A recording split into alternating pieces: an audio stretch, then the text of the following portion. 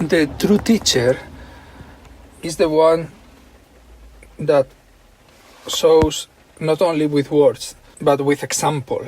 Jesus said, by the fruit you will know the type of tree. We must be the lights that shine brilliantly in a dark world. Our light we must not hide. We do not turn on the light only to hide it, but we put it on the top so that it can illuminate the whole room. Do not hide your light, but place it where it can illuminate everything and everyone. Do not play victim. To play victim is to play out the negative thoughts and negative feelings that the devil from his fortress within our mind repeats to us. We must not play out and dance to the tunes of the devil.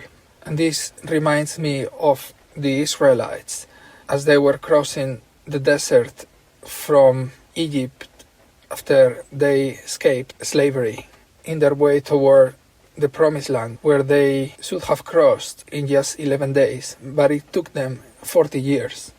And it took them so long because they kept complaining and they kept feeling pity for themselves. They kept playing victim, saying things like, we wish we had died, or we wish we had stayed in Egypt, or we wish we could turn the time back. The devil keeps whispering lies about how unfair is the world or how unjust we have been treated. Self-pity is to take something that God destined for us to give to other people and to keep it for ourselves. To play victim is to take the compassion that we should be giving to other people and divert it unto ourselves. And the same with self-love. When we take the love for us to give to others and we divert it towards ourselves, this is egotism and greediness. To consider our lower self, the body, the person, as a god, is idolatry. Idolatry, just as it is worshipping to a piece of rock. Self-pity and self-worshipping the lower self is idolatry. However, if we worship our higher self, which is oneness, our belonging to the one infinite mind, this is not idolatry. This would be love for the entire creation and for everyone, because we are part of the universe and the universe wants the best for itself. The universe doesn't want to hurt itself. The universe doesn't want us to feel bad and to suffer.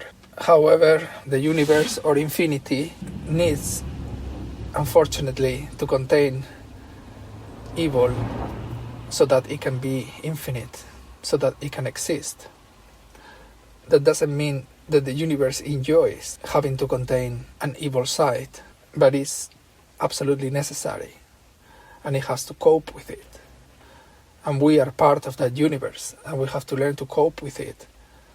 But we can flee if we know how to navigate our way into parallel universes within infinity, where evil is less or even doesn't exist. The way we can navigate by trying to feel good. When something feels really good, that means we are on our path towards the truth. We are on our path towards the light, climbing up the hierarchy of parallel universe towards one where there is much more good than evil. And at the top of the pyramid would be the proper heaven, where only good can happen, while at the bottom would be the proper hell, where only evil can happen. When we don't let ourselves be trapped by conflicts of interest, when we do not put our interest before others, then we will feel truly good. This is the true feeling of good. The true feeling of good is not to have a nice massage and a couple of bottles of wine, or to go on a holiday, or that is feeling good for the body. I'm not talking about feeling good for the body. I'm not talking about the feeling good for the lower self, which is always a temporary feeling good, which normally it will go down and it will make you feel sick the next day. I'm talking about the real, true feel good of the higher self, of the heart, of the human spirit. When we put the interests of other people before our own interests, we will start to feel good in the heart. And that is the sign that is telling us that we are navigating in the correct course towards higher ranking, quality, parallel universes. And although we will not realize when we cross from one universe to another, this is something that the senses have not evolved to perceive yet, because remember, there is no external physical reality. I'm not talking about physical parallel universes, I'm talking about mind states. So you cannot perceive where your awareness finds itself in a parallel universe, because you will always cross to parallel universes that are very similar to each other because they are close to each other. So you will never see a big gap. You will never see your reality completely replaced by one that is completely different. So unless you take a substance like DMT in the correct dose, you will not find your reality instantly replaced by one that is completely different. The fact that you are feeling good in the heart is the sign that is telling you that you are navigating gradually, slowly in the right course towards promised land, towards Canaan, as the Israelites used to call it. You will get out of the desert. This is the metaphor of the Israelites fleeing the slavery of Egypt and traveling for 40 years through the desert to reach Canaan. Egypt represents the lower parallel universes, hellish type of experiences. The desert represents the midway, or the mixed, which is the vast majority of realities or universes that exist between the hellish ones and the heavenly ones.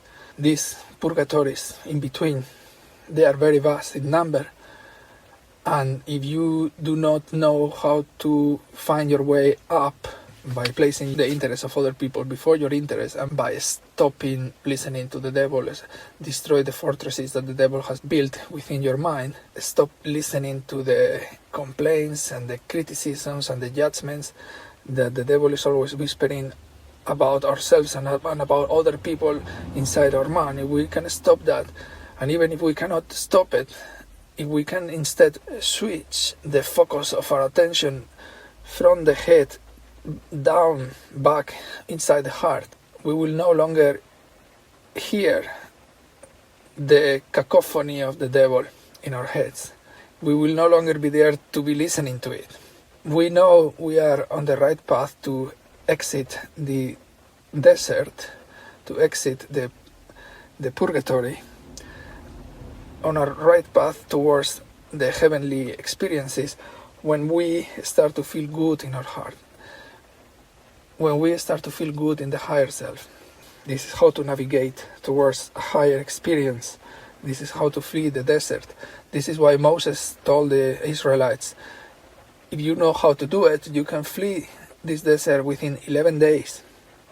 You will be out of the desert and in the promised land within 11 days. However, it took them 40 years because they didn't listen. So stop listening to the thinking process. Stop remembering the past. Isaiah 43:18 says, here there is something new. Something new is happening. Do you perceive it? Each frame of reference, ounce, each one of these slices, infinitely large in size and infinitely small in time. These slices are the boats in which each frame of reference navigates its way across different parallel universes. As we navigate every experience that we have, every nanosecond that we experience is a different parallel universe. This is why Isaiah says that here there is something new is happening. Do you perceive it? Every second, every nanosecond of experience, everything has been replaced. Because remember, our reality, our experience is not made of an external physical reality, it's mind. And the mind flashes like the pixels. It's like the pixels of the television that keep flashing many times per second, creating the illusion of an external reality that is in motion within space and time. But this is only an illusion.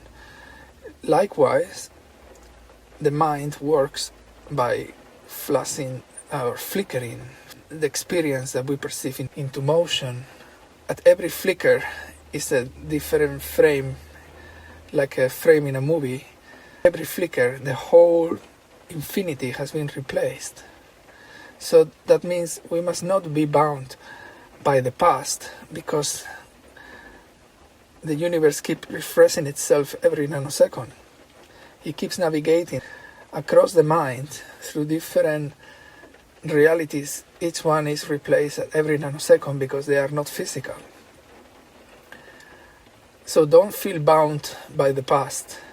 Don't let the devil make you believe that there is an external, physical, unique reality common for all frames of reference, and that therefore we are the same who we were a second ago or a year ago. You were not the same as you were a year ago. Only the frame of reference remains the same, and is the same for everyone. That is infinity, who has always existed and will always exist. But the lower self, your physical body and everything else, are just the result of this constant flickering of pixels in the screen of the mind. It's not easy to explain, because you need to experience by smoking DMT. When you smoke pure DMT in different doses, you gain different layers of experience, which allow you to perceive reality directly the way it is, which you cannot by any other method. Not even by meditation, not even by studying, not even by going to a Buddhist monastery for all your life. The only way you can perceive this directly is by inhaling, smoking pure DMT. We do not need to compete anymore. There is no competition, there is no jealousy. There is no trying to be more than the others.